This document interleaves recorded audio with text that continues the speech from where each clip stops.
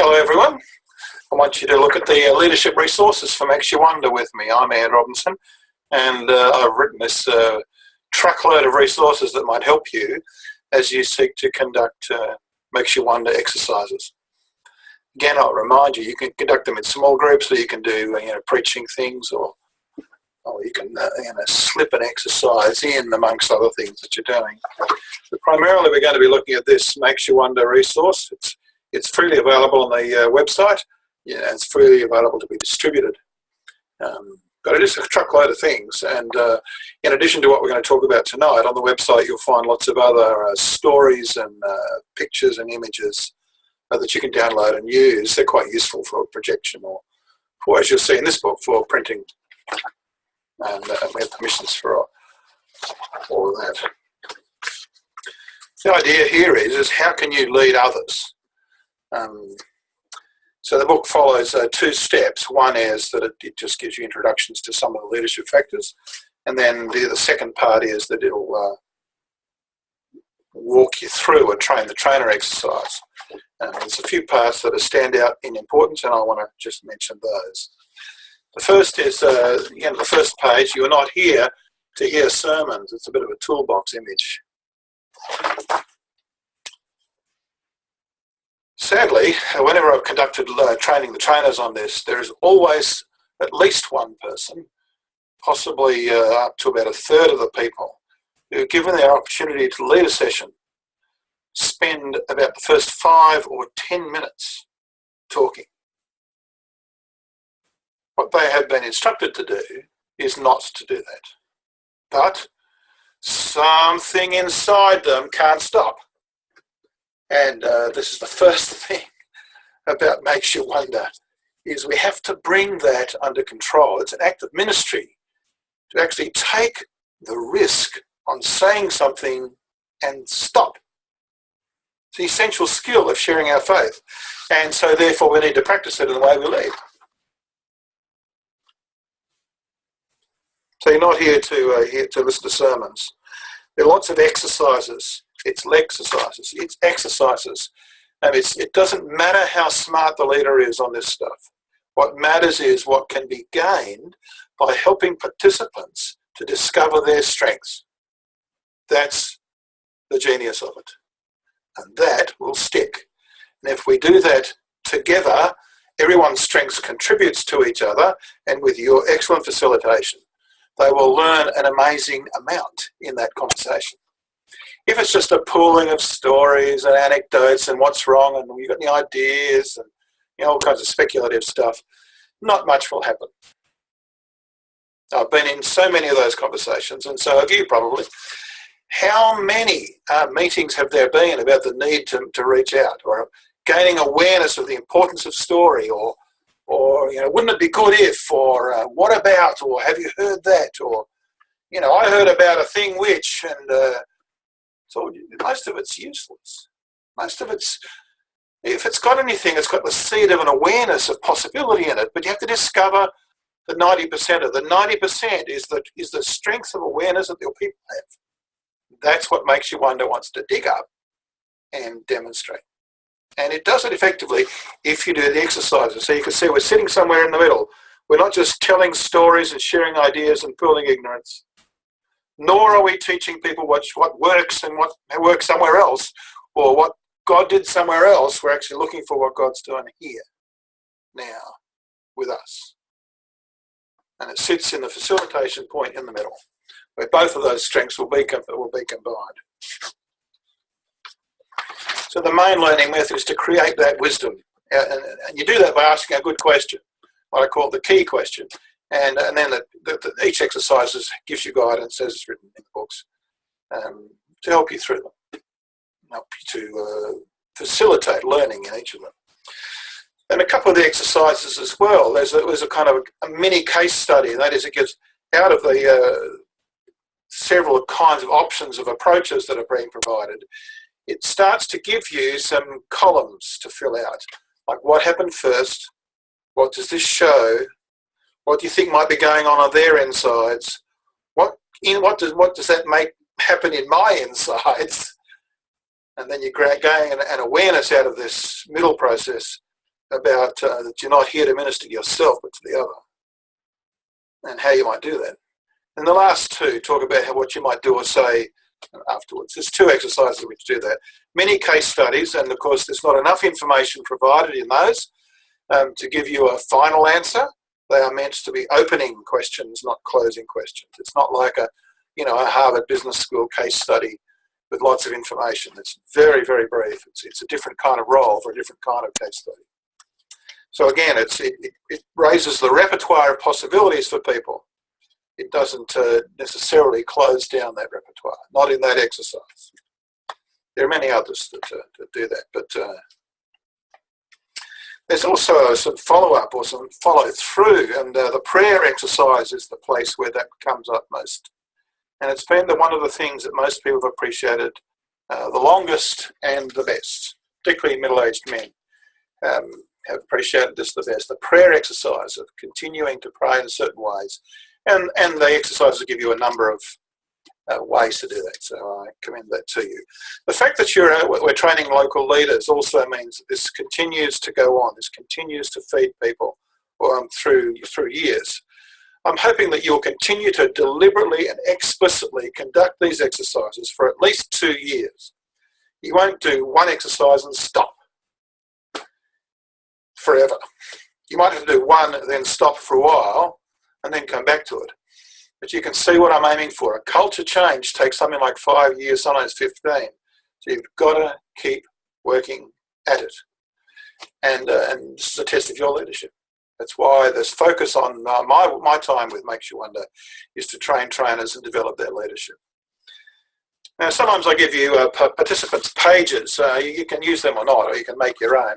And when you download things, you can use you can download PDFs, copies of the pages and the books, and you can change those. You can add them, subtract, add extra pages, create your own. They're all like this, just download them if you want. Okay. A basic workshop, some basic notes. We'll go down to some basics here. I've given you the basic orientation to leadership, but it works best somewhere between 8 people and 25. If as we do in leadership training, you're pretty much forced to lead one with 4 people, it's the worst possible circumstance. And so we give people in the leaders exercises the worst possible circumstances under which they can have a go at leading. What they find is that it's actually quite good. It actually worked. The worst version of this works. So what could the best be? I would suggest somewhere between 8 and 25 people, depending on your particular comfort zone with the different sizes of groups. Okay? But be warned, though, I have done this with 96 people. And that was very difficult indeed. And the way you conduct yourself with a group that large is that you grab a bunch of people who come to be a goldfish bowl exercise in the front, and you conduct the exercise with 10 people in the front that other people have to remain silent for. And then at the end of the first part of the exercise, you say, now, does anyone have anything they're burning to add that hasn't already been pointed towards? And sometimes there are some things, 2 or 3 people. There's often in a group that large people who love to hear themselves talk. In which case you can note their contribution. Again, you're not asking for commentary on what has been said, just whether they want to add something as though they were in the front. That's what you're doing with the goldfish bowl approach with very large crowds. And then you give them, you might get them to stay there, or they can go off and get another group from over here for the next exercise. So that in effect, everybody has a go. Another way to manage it, if it's not quite that many people, if there's sort of like 40, somewhere in the middle, then what I suggest you do is that you alternate who can talk. You get everybody into their buzz groups, but then feedback comes from this 20 for one exercise, and then for the next exercise, feedback is taken from that group. And again, you can say, does anyone have anything burning to add that hasn't already been mentioned or pointed towards? So I don't want commentary or elaboration, I just want, the raw point. And usually there's 1 or 2 things. So that way you can get through the exercise. If you were to continue to take exercise from 40, 50, 60, 90 people, you'd be there all day, and it would add very little compared to, it would add something, but it would add little compared to the value of doing yet another exercise. Okay, so now I've told you what the ideal size is, 8 to 25. You can decide what the cutoff point is. You must manage this. You must lead this well, and or even half well, and you'll be okay. But if you kind of let it just run itself and, indiscriminately, until you have the experience with this that I have, you need to be careful about the ideal size. The same with the ideal space. May I suggest the worst possible space is in a church sanctuary, because the habit and the culture of that place is to shut people up. Sit still, say nothing, unless you're preaching. That is exactly what we do not want out of this exercise. So the place inhibits the value of the exercise.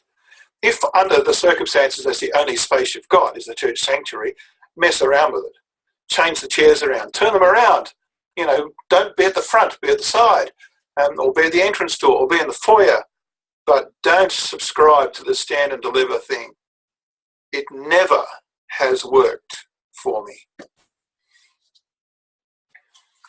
I've got some horror stories about this, so just take it from me now. If you're going to run this as a special group, like you're not just introducing it to a group that meets for other purposes and continues, if you're forming a special group for the purpose of these exercises, then may I suggest you get people to register in advance. This holds them to the task of coming and helps you to prepare. It helps them to prepare themselves inwardly as well. I know it can sometimes sound a little bit formal, but, you and I both know they're not going to come if, they've had a hard day at work. If they've registered, and particularly if they've paid you 10, 20 bucks, and they'll probably come. And if your biscuits, or if your hospitality, your specially baked cookies or whatever are there, that just says, I love you and I'm really pleased you're here. So may I commend you to do the hospitality of registration so that you can cater for it. Double success. You can use any of the documents that are in the Makes You Wonder exercises freely. All permissions have been gained for that purpose. But you cannot sell them or pass them to others. They're just there for you to use. What's good leadership? I'll tell you, this is the real crunch point. What's good leadership? I'm on page 8. Every time you lead a Makes You Wonder exercise, you ask yourself these 6 questions. And frankly, you'd find them useful in many other circumstances as well, but just for now, I'll start small. This is one of the most important things you'll ever learn in leadership. The answers to all of these questions are pretty much yes or no. And that's the beauty of it. The questions will tell you if you did it right. It's not a question of how people responded. It's whether you did these 6 things. And you can put that together with how people responded, but by and large, some people are very responsive and some people are not so responsive. And some are very positive and some are very negative, and sometimes the group gets off on the wrong foot and so on. You can mess up one of these and still get it right. First question, do I follow the process for the session and stick to the point? Those of you who are my age or older will find that's pretty hard. Secondly, did I encourage people's participation? The alternative is no, I let them sit there silently, and I didn't find a way to maybe win some or to direct a question to particular persons or break the ice or change things around so that their culture of saying nothing was broken. Or did I just basically talk too much? Question, did I encourage people's participation? And did I affirm their words? Did you allow some silence? Because if you're filling the silence, you are not encouraging participation. People need to think. Thirdly, was I being myself? This is about you, the leader. Was I being myself? Did I take Ian Robinson's notes and make them my own? Did I take the language there and make it my own? And did I share one personal story of my own with all humility, short, brief, to the point, my personal story of this stuff? Pretty much every exercise asks for that. So, comb through your life and find a personal story. I don't want the novel or even the short story. I just want the anecdote which briefly tells how you were in such a situation. That's the beauty of Makes You Wonder. It breaks it down into small situations. Instead of it being this big thing like evangelism. You got it? Okay, we're getting it there. That was the third question. Okay? Did I stick to the point? Did I encourage participation? Was I being myself? Fourthly, did I stick to time? It's not that every exercise has a fixed time limit to it. But you will know you have stuck to time if you have left a couple of things unsaid. You will have finished at a ripe moment if a couple of things are left unsaid. And you can see how people are going. They sort of look on their face where they kind of lean back and need to make themselves comfortable. Okay, and they're often tempted to finish everything off, you see, and not leave things unsaid. So, and what happens is it takes you about 20 or 30 more minutes to get everything said that needs to be said, people are ready to say.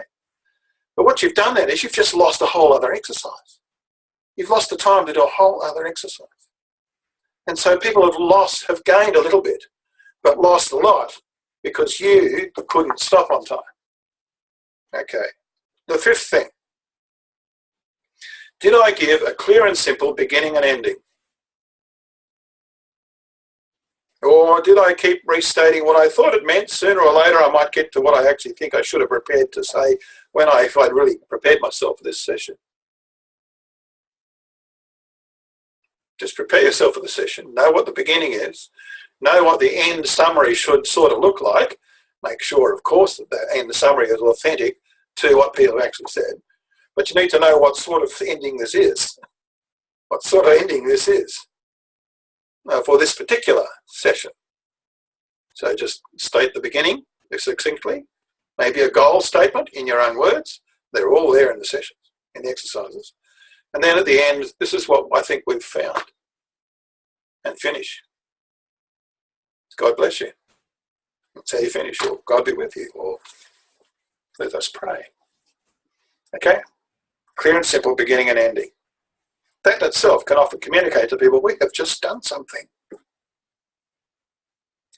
Number 6. Did I explain clearly the frameworks? This is about 25% of the value. 25%. That's a lot. Each exercise has frameworks that suggests the way in which you might summarise people's contributions on the whiteboard. It might have a series of boxes, upstairs, downstairs. It might have a series of points. It might have some columns. It'll tell you. And in the notes. And so you just want to explain to people when their feedback is in, when you've written it up, and why it's up like this. Sometimes it's plainly obvious. What's the best and the worst of the news? Well, the best is on that side of the column, the worst is on that side of the column. Then there's another part to it, and that is, what drives those things. And so that's another part of what you write on there. So you need to explain to people, we've just analysed world news on what's the best. This is just one of the exercises I'm using as an example. It's called the MYW. We've just analysed the world's best and worst of humanity, and then found what the drivers of that are as far as our wisdom allows. And then we've discovered that we are all on both sides of this fence. And then you can move to the conclusion. It's very powerful, actually. And all of the exercises can be like this. Firstly, I am with you, and then God is with you, and then God comes, and then good comes, and then God comes. We go upstairs. You can talk. You just summarise the framework. Okay? And if you've got any questions, email me. And, there are video resources on just about everything. Okay, that's it. If you answer yes to 5 out of 6, you've done really well. If you answer 4 out of 6, you've done well. If you answer to 3 out of 6, you should ask yourself, why are there only 3 out of 6? And if you keep getting the question wrong on one of them, well, you've got some work to do on yourself. Isn't that good? Isn't that good? You can clearly know what it is you need to do some work on. That's excellent. Every good leader wants to know that. And poor leaders don't want to know that.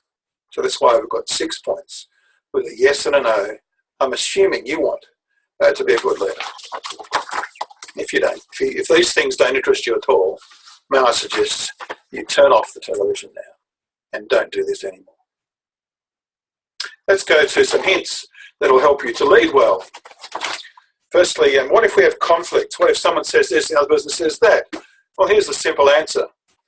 This is not the time to glory in theological differences. What I have always found, without any variation, with one variation once, is that if you actually write up the different perspectives and you say, that's an interesting perspective, even if you don't agree with it, that's an interesting perspective, and you put it up, especially you understand it in its appropriate place, what you actually find is that most people's differences of viewpoint or a belief system or a theology, or what they think is the answer to a thing, actually is because they're focusing on a different part of the question. And the beauty of these frameworks is that it actually puts different parts of the question out, and their emphasis belongs somewhere. It's probably the first time they've been accepted and treasured. Because quite often people, stick it to their viewpoint. Everyone says, no. And so you actually end up affirming people very well. You don't have to disagree. And they don't have to state what they don't like. You just affirm what is affirmed. You agree with what is positive in their viewpoint and place it in the framework. There's only one occasion when that doesn't work. That is when one person thinks their particular view is everything. And it usually is glossed with lofty words, like the mission or the spirit or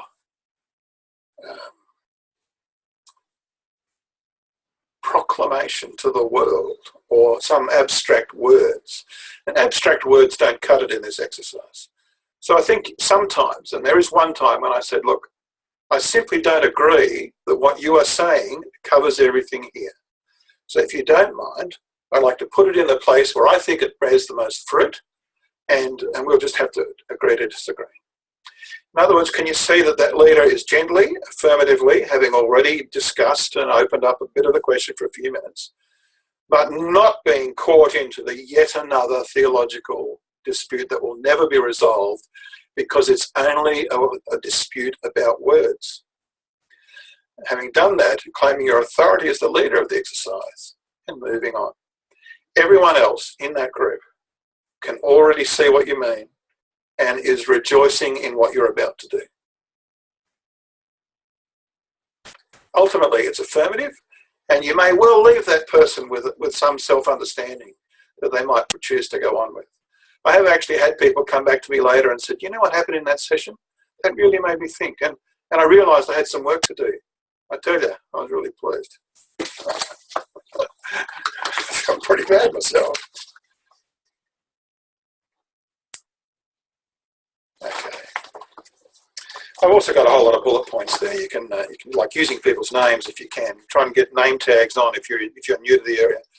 Use people's names as often as you can. Look, I tell you, I'm terrible with names. But somehow or other, when I'm leading makes you wonder, I can remember people's names. It's a miracle. The reason I wear a name tag is because I forget who I am. I put on upside down regularly, so I can just, oh yeah. Just joking. Okay, so there's lots of practical hints, varying the pace, and so on. There's also a list here about room, space, and equipment, and you should just look at that and work out how it works. How you hold an agenda, what sort of room you're in. I've already mentioned something, but and so on. There's also some resources in the leader's material that you might use for publicity. This one's about the Wonder Workshops, which are small group exercises for people who are not churched. And there's another similar thing for the Purple Cow workshops, the small group workshops, and the Makes You Wonder workshops. They're all variations on a theme. And they're giving you some wordings that you might want to take up and make your own. You heard that before? And they might get some registrations. Next is arranging for a workshop. This is for those of you who might be called or invited or sent to another church or group to run an set of exercises there. In other words, you're not part of that group. You're not a regular there, and therefore you have to arrange with somebody else about this. And so there's some series of things down here about how to do that. Honestly, the temptation is to think, I'll just rock up and it'll be all right. Well, it won't. There's some steps you need to take which will make it all right. And I've listed those there, 7 of them. 11 of them. There's probably 12 by the time we read it. There's a feedback sheet if you want to use that. And it's always good to collect feedback, and it's optional whether they put their name on it. And that's you use that at the end of the course. There's a letter you can send to people, and again, make it your own, varied if you wish. For people who've done a course of exercises with you, write them a letter at the end and urge them to stay with it, stay on track. That's an example of a letter that you can send. There are 10 ways that this can participate in your church. It's another resource now on page 25. In Sunday church sessions, in regular sessions for a social service team, like an op shop team or a homeless shelter first group, or, how many community services the churches run? Hundreds. It's fantastic. There's a book called Mission Under the Microscope, and in their appendix, they've listed different kinds of things that churches do. It goes, and one per line in the book. It goes on for 8 pages. That in itself tells you the variety of community service teams that churches run. And any one of those teams could do some of these makes you wonder exercises. So that the good news that they're trying to enact can be given words at the right time. You might have heard the expression, allegedly from St. Francis of Assisi, by all means evangelise anyone and if necessary use words. Well, let me tell you, St. Francis never said it. And if you don't use words, they don't get it. They just don't get it. They just think you're a nice person. That's it, full stop.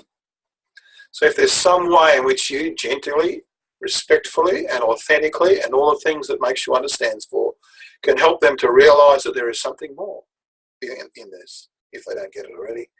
And if they then ask you about it, you might proceed to invite them into discipleship and become a light to the world themselves, so that the goodness can go on. That's how you train a team. Okay. You could add in your church, this is number 3, prayers for people who don't follow Jesus or who don't love him. That would be new, wouldn't it, for most churches? Mostly we pray for, earthquakes, floods, fires and famines, and people are sick. What about people who are lost? To use the old-fashioned expression, which is I still like, actually. People who don't know Jesus, why do you pray for them in your church? Why don't you start there? Just start there. That would be a good start. Another is what's called a Say Hi month, HHII. And a Say HHII is a Cancel Everything month. Hospitality at home and intercession and invitation. Hospitality at home with intercession, praying for others, and invitation to something at the end of the month. Cancel all your other meetings except either your small groups, Bible studies, or your Sunday morning service. Yes, you can even cancel Sunday morning service because most churches don't normally receive visitors off the street, so you can tell everybody that there's going to be a change on a particular Sunday and then put a sign on the door. Cancel everything. Everyone will breathe a sigh of relief. Your church is way too busy. Remember the story I told you in how it makes you want to get started with a holiday mission on the beach? Go back to the introductory video, the very general introduction at the beginning, and see it again. Most churches are like that. Way too busy. Way too busy. A Cancel Everything month, or a Say Hi month, or at one point we got a whole synod in the whole state of New South Wales in Australia.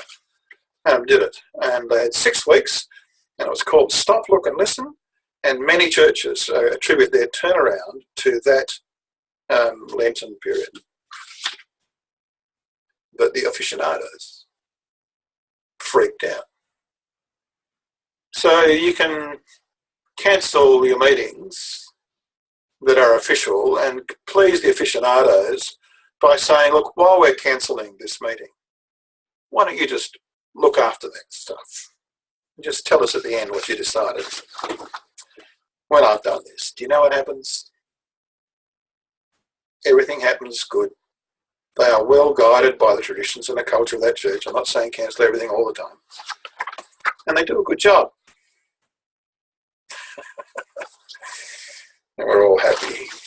Number 5, for group leaders, if you're running Alpha or Emmaus or Essence or Christianity Explored or what are these things? 2 Ways to Live courses. You need to get your leaders trained through Makes You Wonder, because the missing ingredient is starting where people really are at. Most of these courses are very keen, except perhaps for Essence, most of these courses are very keen to tell you what the Christians think. But they don't actually bother to ask what people want to know. So it Makes You Wonder is in that dialogue form. So you need your leaders to be trained in this: authenticity, respect, gentleness, and inquiry. You can do a special study group for 6 weeks or something using Makes You Wonder, and use one of the small group courses and just keep them rolling, or you can keep it rolling through the whole year. Or you can have a special weekend, followed by courses, weekly studies and so on. That's another way. That's number 6. Number 7, you can get an inter-church team that's working on a mission project. Let's just say, you're all working on the Christmas Carols concert for the end of the year. It's usually ecumenical or for an Anzac Day service event, not just a service that is going to stand up, lay a wreath, go home, go back to the sausage sizzle. But for something else, some other community event that you're running, we'll train the whole team using this. This is how it started. Look, I know this works. Beach mission, family mission, special events, holiday clubs. Train all your leaders through Makes You Wonder. It'll make quite a difference to what happens, I can tell you. Number 8 is that you can actually insert these into normal working and family life. You can actually help people to find ways to break some of the barriers that arise in those cultures for sharing their faith. And those exercises can come. There's lots of books on it about some of these contexts, but they don't actually help people to find their voice with the knowledge they've gained. And this can do it.